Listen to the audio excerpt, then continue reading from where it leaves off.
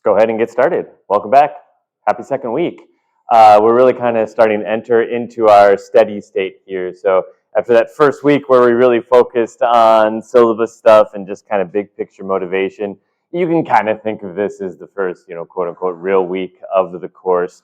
Starting to learn some C programming. And I do know, as I mentioned last week, that the pace will feel a little different for everyone individually, just depending on your experience and background. And if it's going too fast, ask questions. If it's going too slow, ask questions. Just speak up, participate. Either way is fine. And let's make sure we all kind of understand what we're doing here, because I do the best I can in class, but it's really just a few 50-minute sessions per week, and the rest is ultimately on you. So let's use that time productively. So this is a pretty important topic. I would also mention this is a pretty important kind of quote. Programming is learned by writing programs. Not everyone necessarily would agree with that, but that certainly matches and meshes with my own philosophy. You may have already seen as you've gotten started with what's being asked of you for this class this semester. Well, I have the labs, which were kind of weird the first week. I have this book, which has a lot of programming you have to do for part of it. I have this extra coding practice thing. I'm being asked to do a lot of coding this semester already. That's my philosophy. I can only talk about programming too much. We're going to learn by doing it, and it's totally fine that it just feels not necessarily very natural right now, and it's not going as smoothly as you would hopefully ideally prefer it to.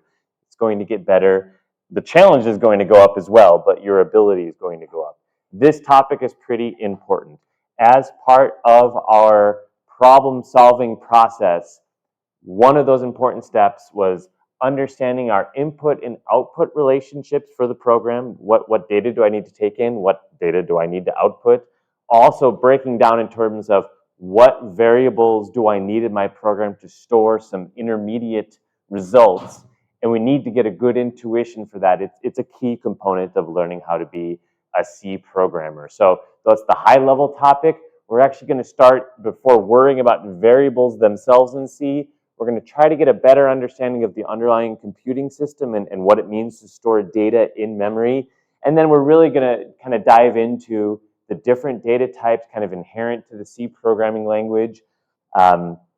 It can be easy to overthink that, but it can also, there's some pitfalls if you underthink it. So we're going to try to find the Goldilocks just right amount of thinking about our variables and data types.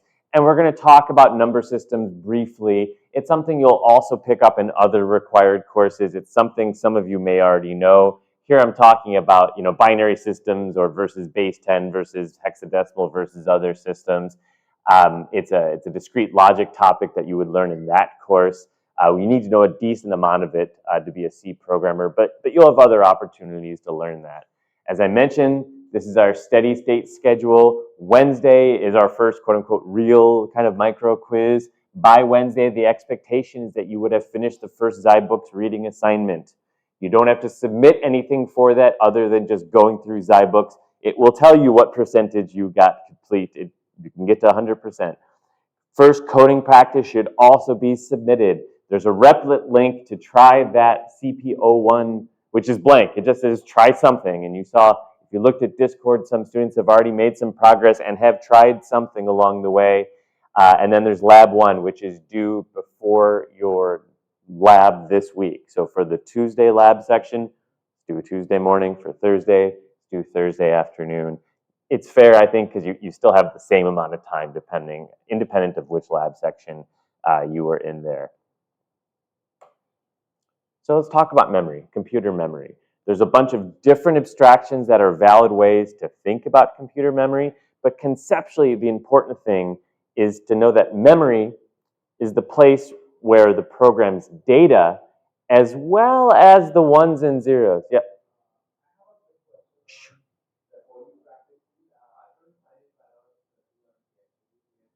You couldn't find it? Yeah.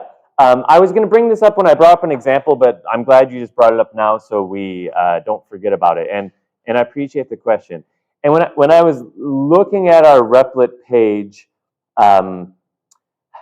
two thoughts came to me. One is everything that I want to be there is there. So in one sense, it's complete. But then on the flip side, there's a lot of things for you to kind of scroll through to see in the Replit page. And I think like you can search in the page, but so there's a few different buckets of Replit projects when you go to our class Replit. This link is from Canvas. Everyone, I think if you've done the lab, you should have access to this. The first bucket, and I really kind of debated which bucket to put first. I could put this at the end if that would make your lives easier. It doesn't matter to me, is the in-class bucket. These are the Replit projects that I plan on opening up while Monday, Wednesday, Friday at 12 o'clock, while teaching class. You do not have to open, I mean, you can. You are not required to open these.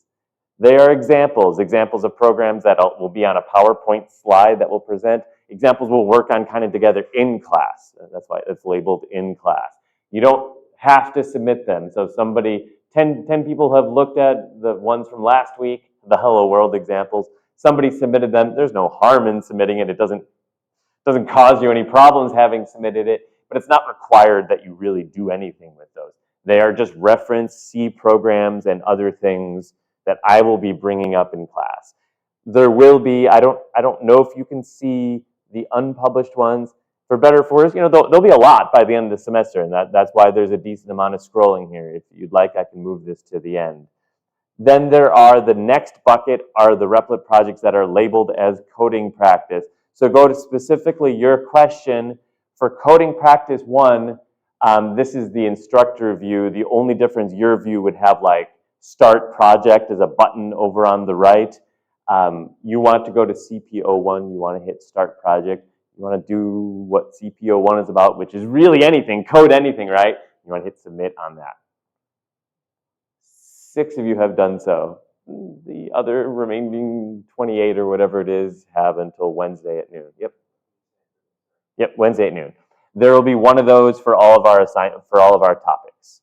So that's not too long, but there'll be 12 of them by the end. There'll be 12 coding practice, 11 coding practices. We don't have one for the final topic. Then the final buckets are those for the labs itself. This was lab 1. Everyone had access. Some of you have submitted. I expect the submissions for the labs to be fewer in number because, as I mentioned, you're on a 2 or for one team, a 3-person team. Only one person on the team should be hitting that submit. If multiple are, that's fine as well, but there's just the one submission is required for that, and then there'll be one of those for every one of the labs you have this semester. And then the final bucket is for the final project, which will be submitted as a group. We don't have to get to that yet. So it's there. I'm open to suggestions. I can reorder things, I can move things around, but there are just a lot of Replit projects we have to manage this semester. The convenience feature, I think, is still there, but I guess the largest number is in this in-class bucket, which you really can just kind of scroll past and look at them as you need to, but not really focus on them too much. Okay, thanks for the interruption, but I appreciate that. Let's go back to what I was talking about with regards to memory.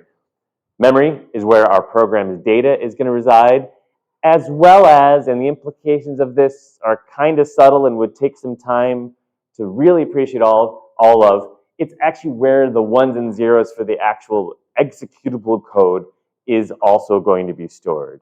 So it's the instructions that are being executed when our program's running, and then more importantly for today's topic, it's where our program's data is residing. Memory is a very physical thing. From a computer architecture perspective, or from a circuit or VLSI or devices perspective, it's also a logical thing. It's a logical construct from the programmer's perspective.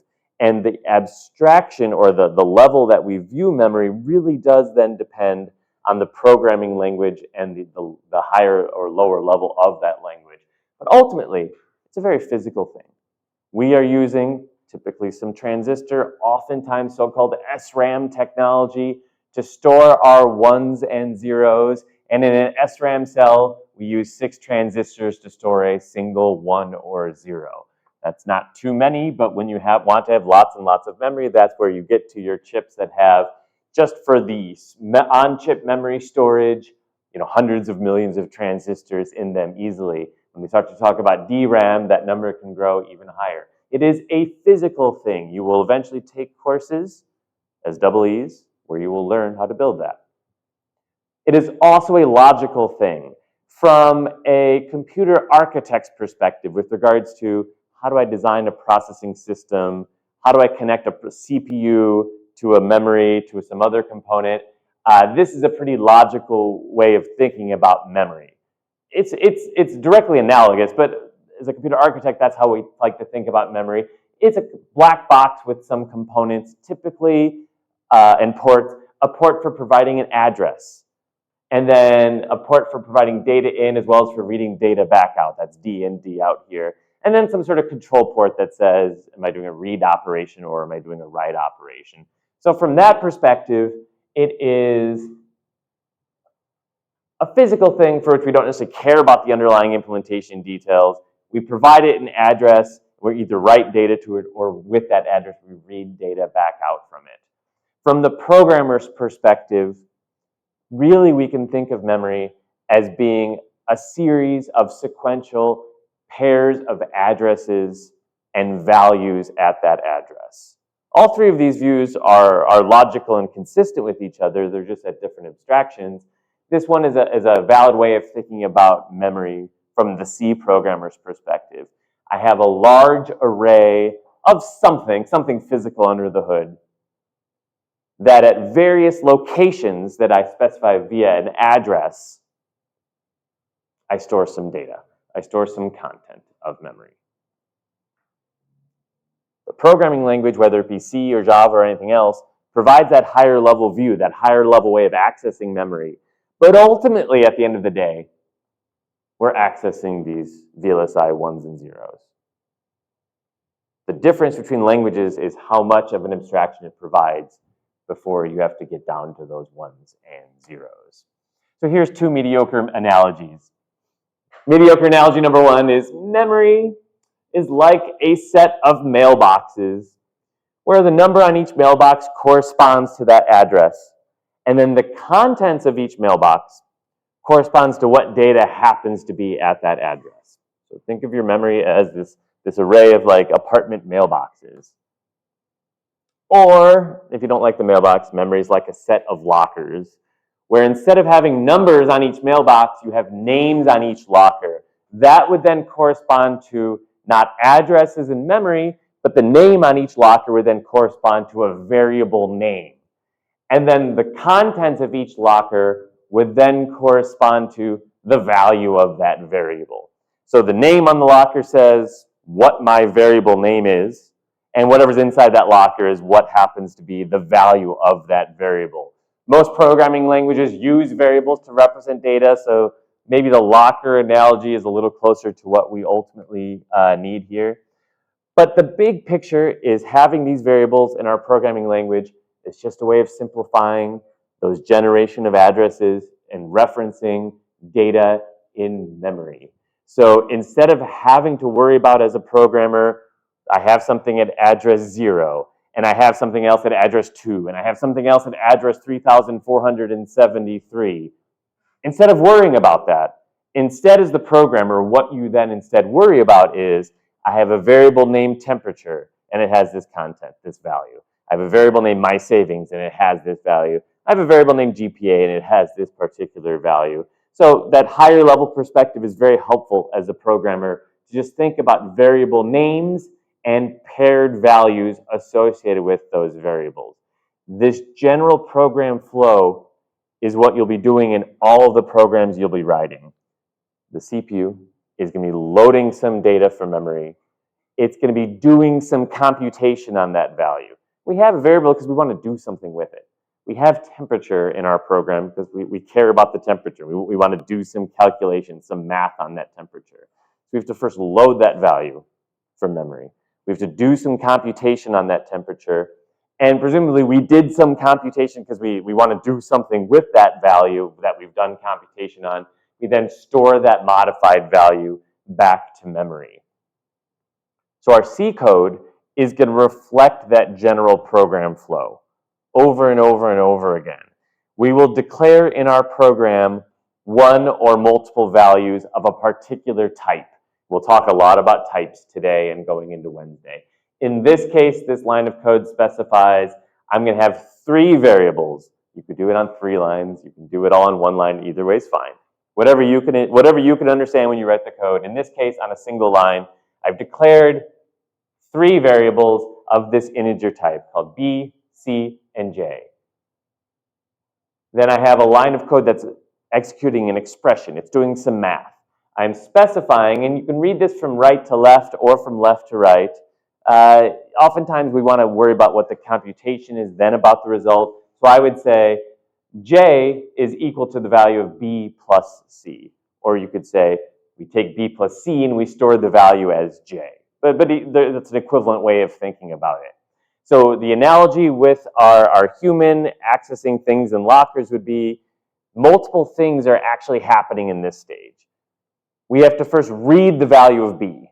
So we have to load b from memory at whatever b's address winds up being.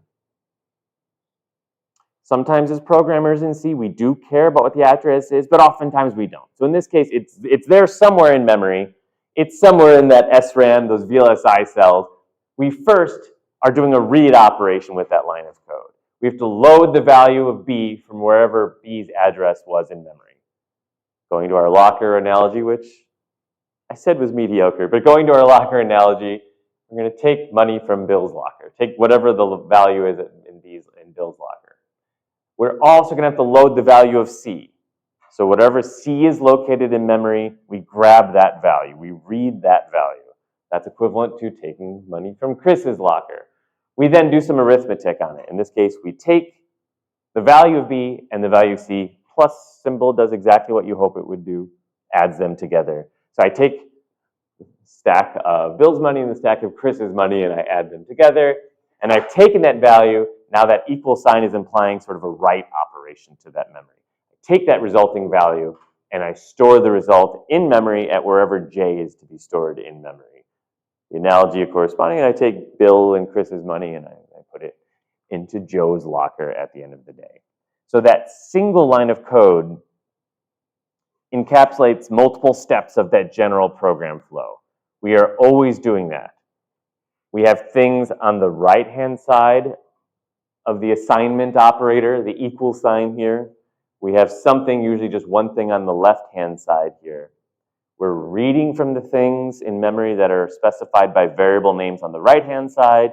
We then update the variable that's on the left-hand side. Not all programming languages do that. A lot of them do. So this, for many of you, shouldn't look totally foreign. That's our use case for variables in C. But I want us to think about that abstraction in memory. Ultimately, not the lockers, ultimately, we have this all the way under the hood. Architecturally, there's some physical interface to a component that has an address and some data in and data out. And in our C programs, we do occasionally have to be cognizant of the fact that it's really just a series of addresses, a sequential series of addresses in memory for which there happens to be some values stored in those addresses in memory. The locker analogy gets us pretty far because we like to think of things in terms of variable names. It is a lot easier to write code worrying about temperature, my savings, and GPA versus worrying about address 0, 1, and 2. Sometimes when we write our programs, we really do need to know something is at 0, 1, and 2. Whether that's a good thing or not in our C programs, that is occasionally the case. So let's talk about variable types. Again, with the caveat that it'll take us time, if you haven't done this before, to become really comfortable with variable types. Just consider it a category of bug you'll have in your programs that you write, that you'll learn from every one of those bugs that you encounter. These are some of the built-in types in the C programming language. This is part of the specification of that language. Each of the built-in types correspond to two things. They correspond to the number of ones and zeros, the number of bits, the size of the locker corresponding to that variable, the number of ones and zeros that each variable stores, as well as how the program is supposed to interpret those bits. Part of the challenge of building a table like this is the C programming language as a specification provides some of those requirements, but for some of these types, it allows it to be implementation specific. So for better or for worse, the most common data type in C is an int for integer type. If you don't know what you're going to use an int, and you're probably okay in your program. How big our int is actually depends on some things that, for our perspective, it'll depend on what Replit tells us the answer is. But if you take your code that worked perfectly fine on Replit, and then you want to switch it to a 16-bit microcontroller board and run the same code, your code may not in fact work for this amongst other reasons. But at least in our case, by default, kind of a sane assumption is if we have an int, for example, it corresponds to integer, it's a 32-bit data type. Every time I declare an int in my program, that B, C, G example, or my int, your int, his int, her int, their int, I'm declaring that I have a 32-bit block of memory. That is going to then be interpreted and corresponded as a whole number between that minimum range and that maximum range. We can talk about why the range is that, but for now, I think it's okay just to know that value. You never have to have that memorized. There's built-in macro types in C that will tell you min int and max int and things like that. But you should have a rough intuition. I'm writing a C program. Again, this intuition will take some time. It doesn't have to be instantaneous today. But I'm writing a C program. I've declared a variable, and it's an int. It's a little bit chicken and egg there. But in this case, I've declared something to be an int. That means that's a variable that can have a whole number value within that range. Your next question may be, well, what if I need a value that's not a whole number? Well, then you can't use an int. Then you have to use something else for which there may be a different number of bits represented in memory. And what's different about these other types is how those values are going to be interpreted as they are stored in memory for your program. If you want just whole numbers, the various int types will work for you. But even so, we know that integers, mathematically defined, are in that range, negative infinity to infinity. This int, if it's going to be 32 bits, roughly negative 2 billion to 2 billion. Negative 2 to the 31 to 2 to the 31 minus 1. What if I need 5 billion? Well, then you can't use that int. You have to think about in your program what other data type will work for my purpose. So even from the very beginning, from your very first variable you declare, part of your problem-solving process, this is specific more to C than some other higher-level programming languages. But as part of that process, in this class, working on C programs, you do already have to think about types. Because everything is required to have a type at declaration time. And that type influences, well, how big the locker is. It influences how many ones and zeros are going to be stored in memory. And then in addition, it influences how those ones and zeros are going to then be, in turn, interpreted in your program. We'll try to keep reasonable to start with and have programs for which using ints is going to be okay. By and large, for this class, we talk a little bit about constraints our program may have. We don't generally care in this class, outside of maybe one assignment near the end of the semester, with how much memory our program is using. We will have enough. So I do not want you to kind of micro-optimize and say, well, I know for a fact my integer is always going to be in the value 0 to 100. I'm going to use a char type. You can call it char, that's fine. But it stands for character, so I feel like it should be char. Otherwise, it'd be character. It stands for char, character. You could use a char, it would work. It's an integer type that falls in the range negative 128 to 127. If you knew in your heart of hearts that it's always going to be in that range of 0 to 100, for instance, you could in fact save 24 bits in your variable by specifying it as a char versus specifying it as an int. Sure.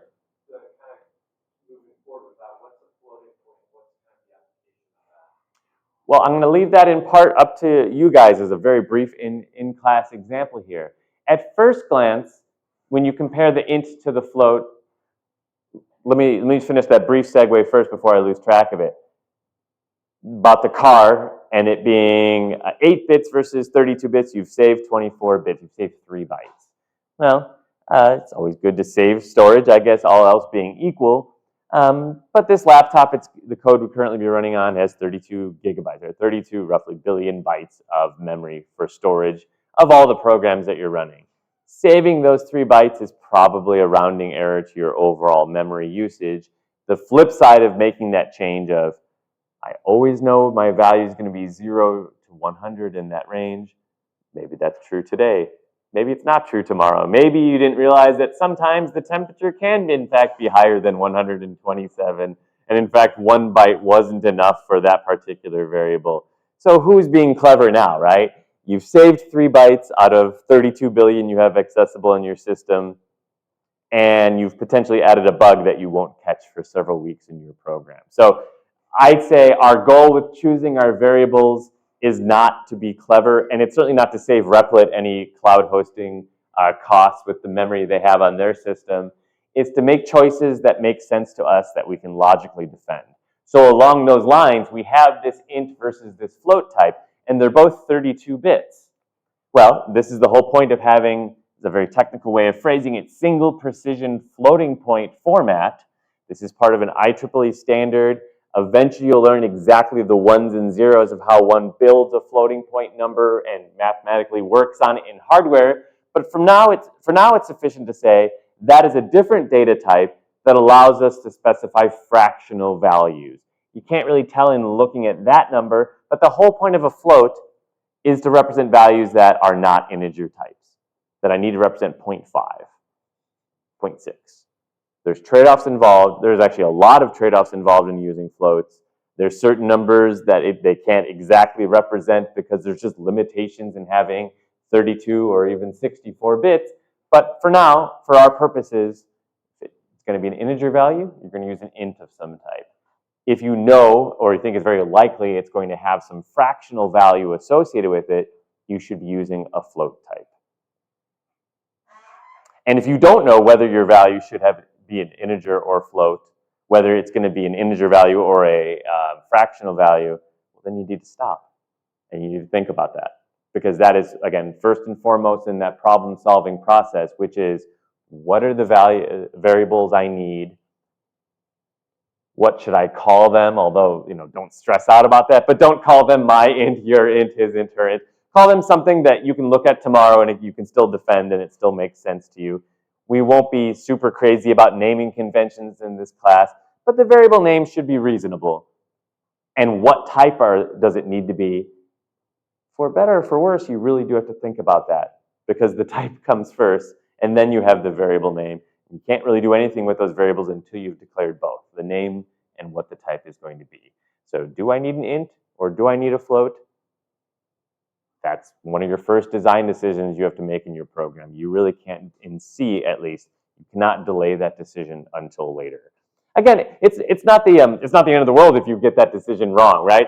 If you wrote this code assuming your variable is an integer and you wrote a bunch of code with that integer, and then tomorrow you realized, oh, I actually needed it to be 3.5 on occasion. Well, then you just go back and change it to float. And it's okay, right? So it's a bug, you then fix the bug and you move on. It's not this catastrophic decision that you can't fix. But you have to be aware of your data types from the very beginning when you're writing C code. Otherwise, your programs are going to be wrong. There are other kind. Yeah, sure. Yeah, go ahead.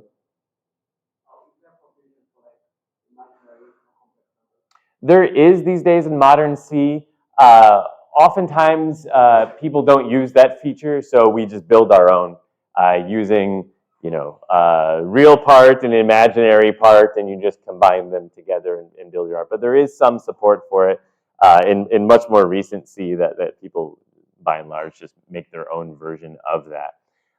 There are also type modifiers we can add to the integer declaration, just for pretty historical reasons in the C programming language. It's possible if this language was reinvented today, it wouldn't have been done this way, because it's kind of hard to defend, but it is the reality that we live with when we're doing C programming, where you can declare that int, and you can specify that's kind of the default int in your system. You can also declare something as a short int, or a long int, Or in this case, we have the example of a long int. All of those I put asterisks next to because it does actually depend on what the particular operating system and CPU it is executing on. That's for when you need something beyond just the default integer case. That if I actually, in fact, know I need 64 bits of storage because my integer values are going to be quite large in my program, then you do need to be aware of that. I'm not going to set you up with too many scenarios where that's what I'm looking for. It's important, but it's, not critical. And so we have to be aware of it. You have to look at code and see other code that uses those type qualifiers, and that's probably okay for now. There's also the unsigned attribute qualifier. There's a few others as well. You'll see code that uses volatile and static and even register. We're going to try to avoid most of those this semester, but the unsigned qualifier you will see in all sorts of code. And unsigned is an unfortunate naming convention. In our context here today, that refers to an integer type that will never be interpreted as negative. So it's kind of a way of sort of doubling the dynamic range of what your integer corresponding types can be, because we're just ignoring the fact that they could ever be negative. So that same 32-bit int, which normally was from negative 2 billion to 2 billion, so roughly 4 billion values, or 2 to the 32 unique values it can represent. If instead we add the unsigned qualifier to it, well, it's still 32 bits. But now if we say the smallest possible value can be a 0 and not that negative 2 billion, then that gives us still the same 4 billion roughly range, but they're all just positive numbers in that case. And there's all sorts of programs one would write where with some confidence you could say, yes, I know for a fact this value is never going to be negative, and so consequently I can use an unsigned int or an unsigned short instead. That is still kind of micromanaging your code because the benefit is also very modest, right? The benefit is only if you think you need values in that, 2 billion to 4 billion range, then you should be using an unsigned int versus a regular old int. But for all your other programs, just use a regular old int.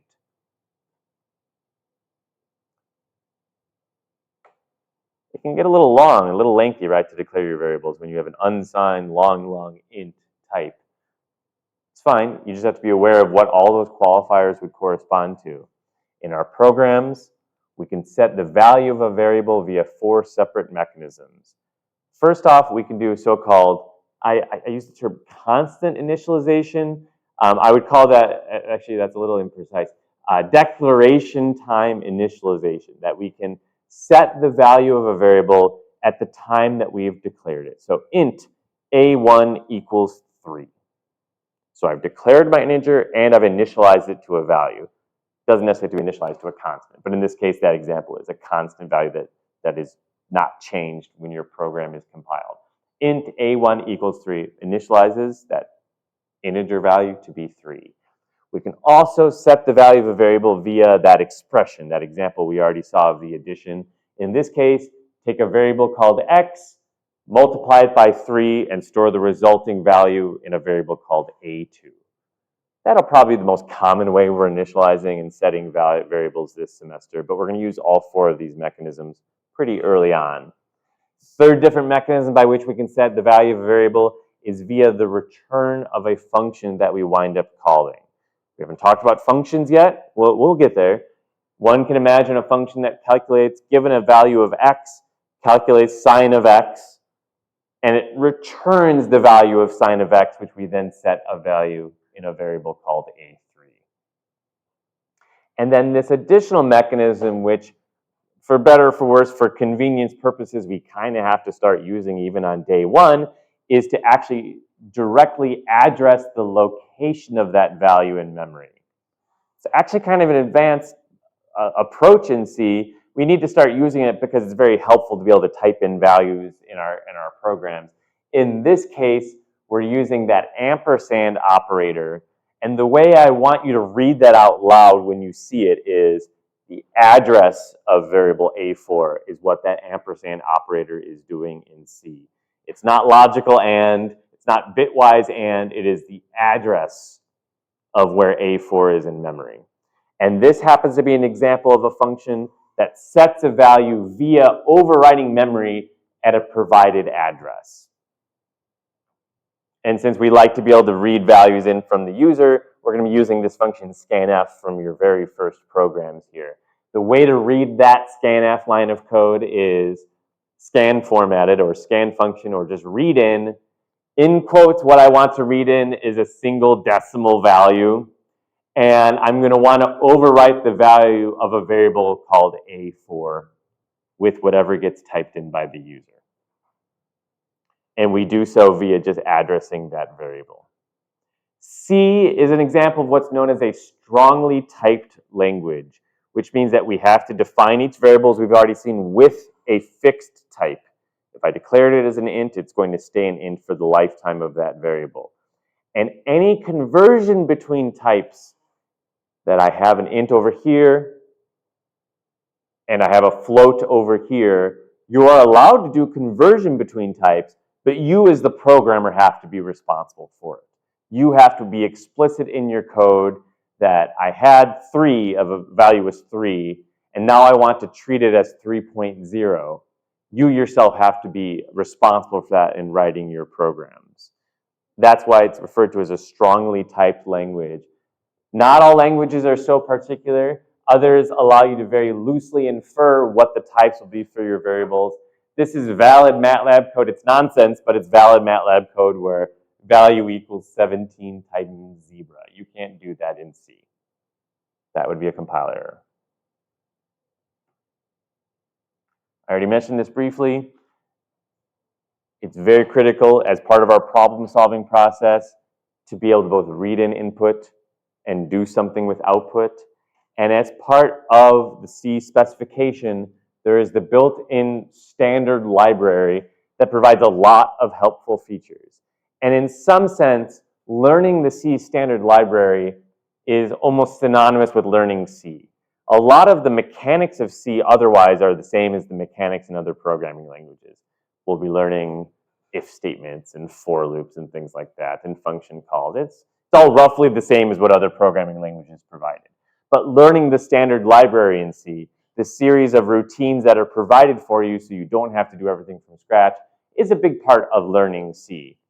And C is a pretty low-level specification, so the standard library does far fewer things than what you maybe would hope that what other languages can provide. We've actually already been using the standard C library. That pound includes standard I/O that we probably have at the beginning of every one of our programs, has been telling the compiler to include the part of the C standard library that deals with basic I/O, including our printf and scanf functions. So when we call printf, we're actually calling this function that's part of the standard library. And now we need to be able to use it to provide some debugging information about the variables that we have in our program. So learning printf and learning scanf is, for better or for worse, one of the very first steps you would have as a C programmer, because it's very hard to do too much if you don't have any variables in your program. And it's hard to debug what's happening in your variables in a program if you don't have a mechanism for reading an input from the user and for outputting the result of those variables. So while the functions themselves are actually quite complicated in terms of what they are capable of doing, we will learn just enough to kind of get by for now. And then as the semester goes on, you'll get more and more comfortable with some of the other things that are possible, both in these functions as well as in all the standard C library functions that we'll be learning. So printf, people call it print function, but it stands for print formatted. We can print any of our basic variable types using a so-called conversion specifier, followed by the name of the variable that is of that corresponding type.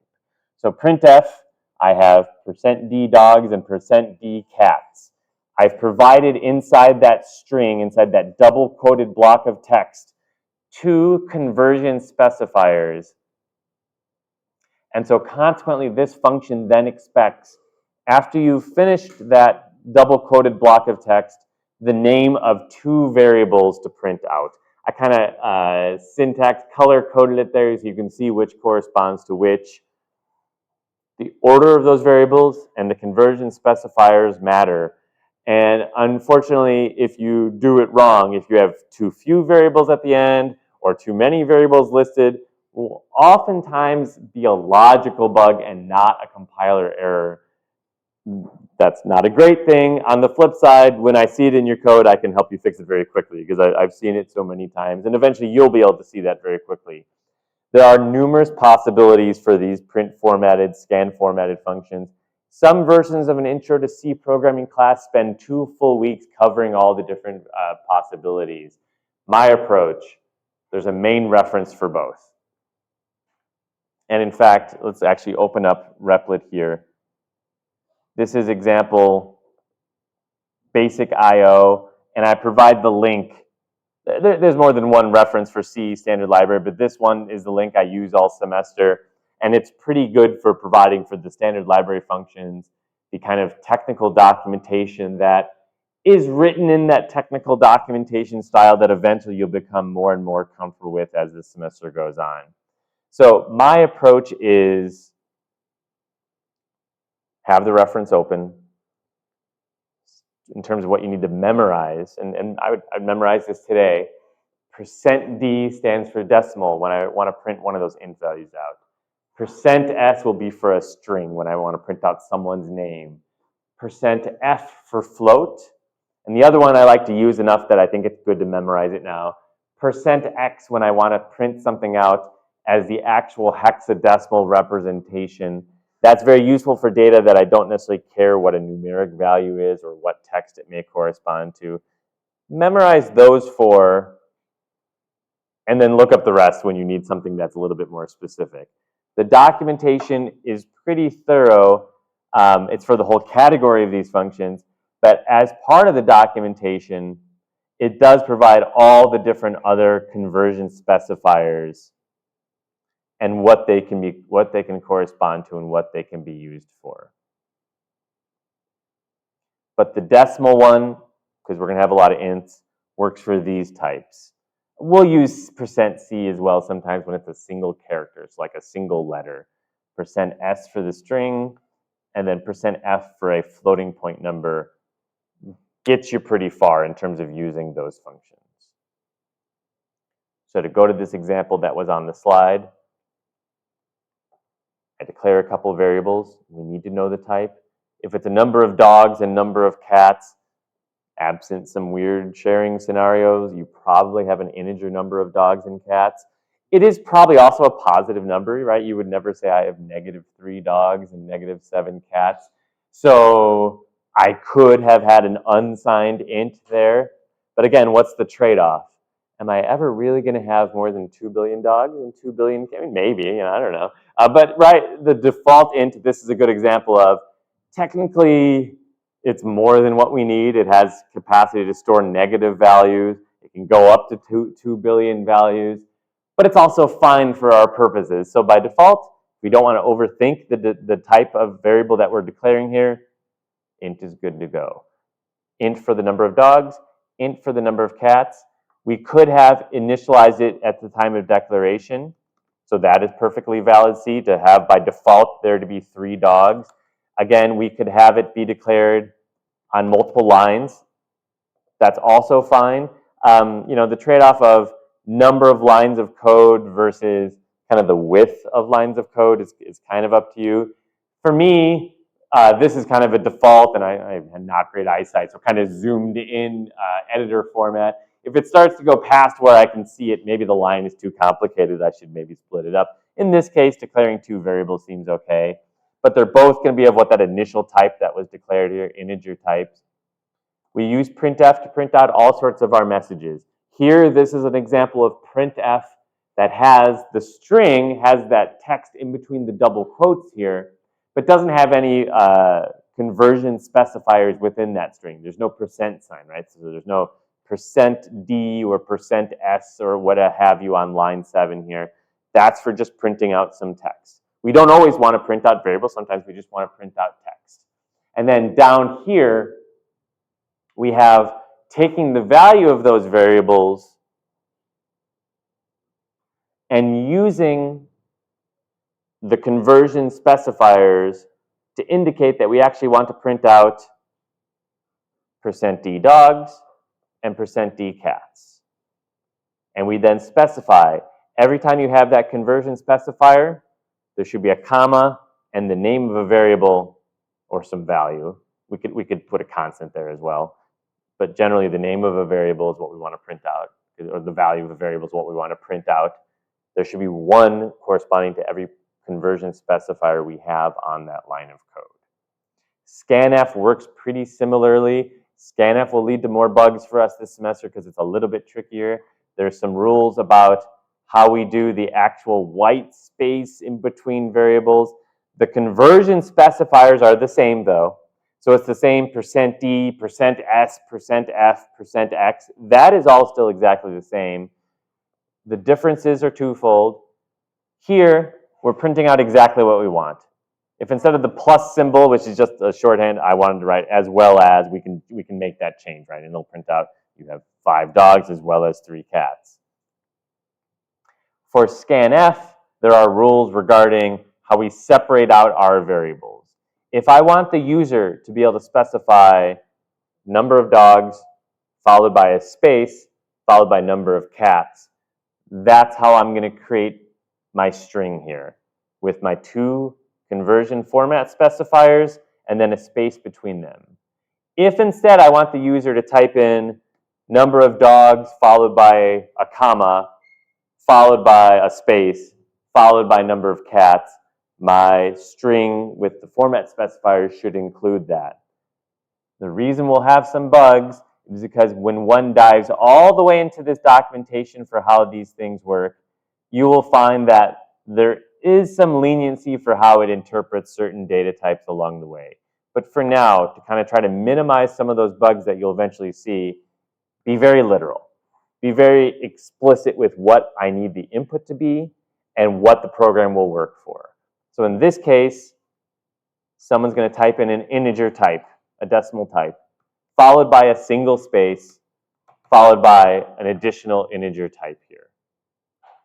And then the other thing that makes our scanf different is for historical reasons, that as we think a little bit more about how our memory actually works in reality, for this function, I don't specify the value of the variable like I do for printf. For this function, and for the next several weeks for this function alone, we are specifying the address of that variable explicitly. We are explicitly saying, provide me the address of number of dogs and the address of number of cats. And as I read in 2 decimal values followed with a space between them from the user, I'm going to overwrite those locations in memory. I'm going to update those lockers with whatever the user happened to type in. Hit the run button. I type in 3 space 4. That's why I get back out. You have 3 dogs and 4 cats. Any questions about this example before we kind of, be on Wednesday, we dive more into these? Sure.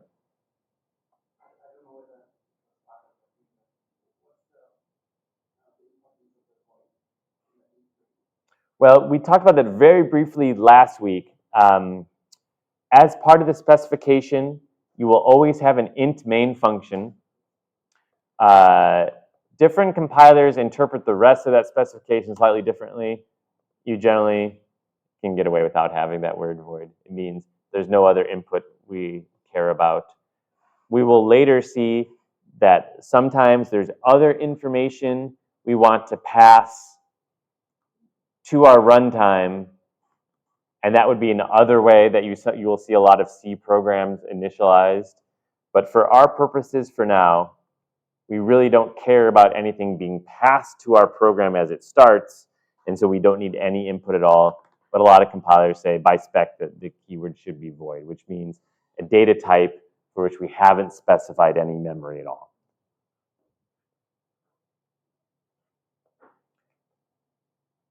Let's leave things here for today. I want to talk more about addresses on Wednesday after our quiz, because it is something you can explicitly access as well.